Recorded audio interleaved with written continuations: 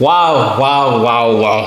Whew, that's done, man. I don't know. I just couldn't wait for this match to finish. And I don't like watching games like this. But then at the end of the day, man, that's what makes football the best sport in the world. And that's what makes the Premier League probably one of the best leagues in the world. I'm not going to call it the best just because that's where I support my team from. But hey, it is what it is. What's up, guys? Welcome back to a brand new video, man. Welcome back to Chelsea versus Newcastle game review. Now, let me say this, man.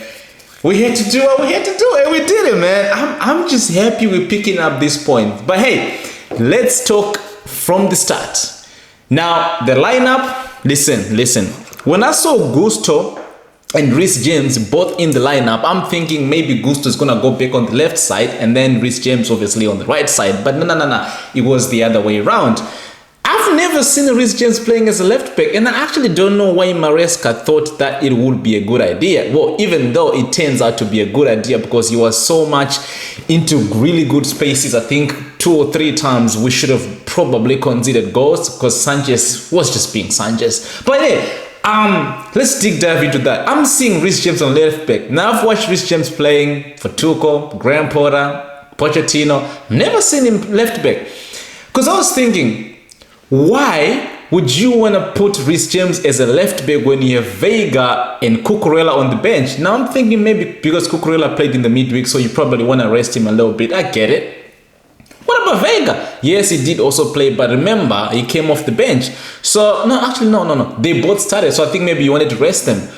But yeah, man, it was just a shocking decision. In the midfield, I wasn't even surprised to see Lavia and Caicedo at the same time. Obviously, Neto started. I thought it was going to be Jadon Sancho. But hey, I'm not complaining, and that's the beauty of having a good squad. Yeah, man, so first 30 minutes, we were balling, bro. You know, we were so much dangerous in transition. Every time we lose possession, we got it within a couple of seconds, you know. Our passing going forward was great. Jackson, you know, linking up play with Cole Palmer as usual. Pedro Neto being a threat. Madueke on the right side being a threat as well. We were just having fun, you know. And then we got a goal from, obviously, Cole Palmer, which turns out to be an offside. Cool. I always had a feeling we were going to get another one. And then a couple of minutes later, we got a goal from Nicholas Jackson. Now, I can't speak highly of Nicholas Jackson. I don't know exactly what this guy needs to do to actually be in the conversation. Because I'm not calling him a world class because I don't use that term so loosely like a lot of you do. But I do think that he's a really good player. And I think his ceiling is so much higher. And I think he's going to do much better going forward.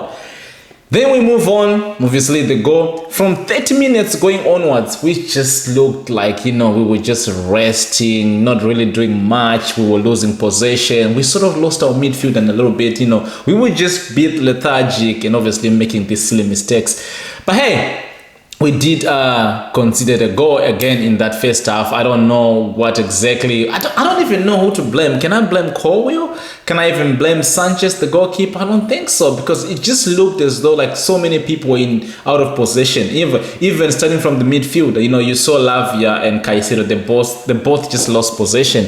Yeah, man, and considered a goal. But at the back of my mind, I'm thinking we need to score more, and I had faith that we were going to score. Then come halftime. Second half, obviously, you know Chelsea, every time we come from the halftime, it always looks dangerous. And then obviously we got our goal from Cole Palmer. Again, I don't know what to tell people to actually start respecting this guy. And again, I'm not calling him world class because, again, that's not the term that I use so loosely like a lot of you.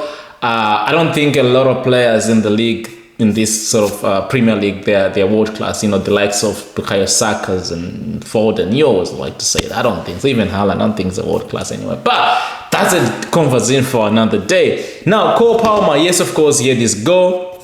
I'm happy for him. You know, cold as always. Then again, we just went to sleep. You know, they made a couple of subs. I think Willock came on, and then I think Murphy came on as well. And they seem to actually help them in terms of taking off the midfield better. And I think they won the midfield at that point because we had to take Lavia out as well because, you already know we can't play in 90 minutes as of yet. Yeah, so we're losing possession in the midfield. We're going forward. We're not really doing anything because they started to play a little bit of a low block as well. Then from that point on, it looked like, we were going to concede a goal. And at that point, I was scared, man. I have to be honest with you. I was really scared.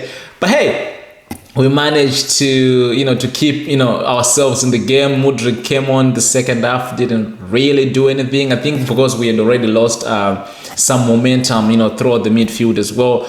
But our defense, apart from that goal, I thought today we did really well. Fofana had a bit of a mistake at the back with the Sanchez and everything, but Colwill and Caicedo, they did help massively in that circumstance because we could have considered a goal.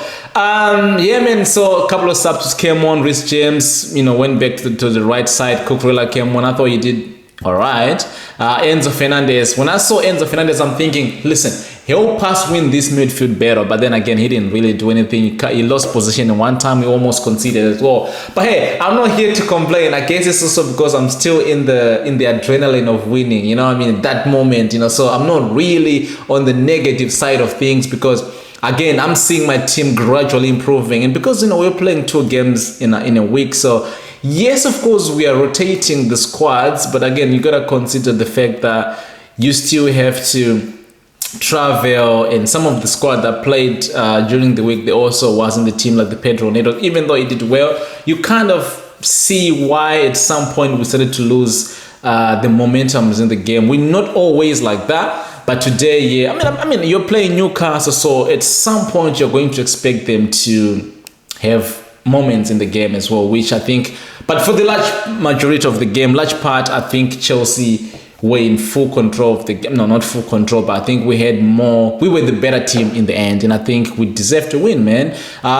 We had almost a penalty from Christopher Nkunku. Personally, I thought it was soft, but I would have taken it still. I would have taken it, because why not? I need 3 points. But yeah, man, up the Chelsea.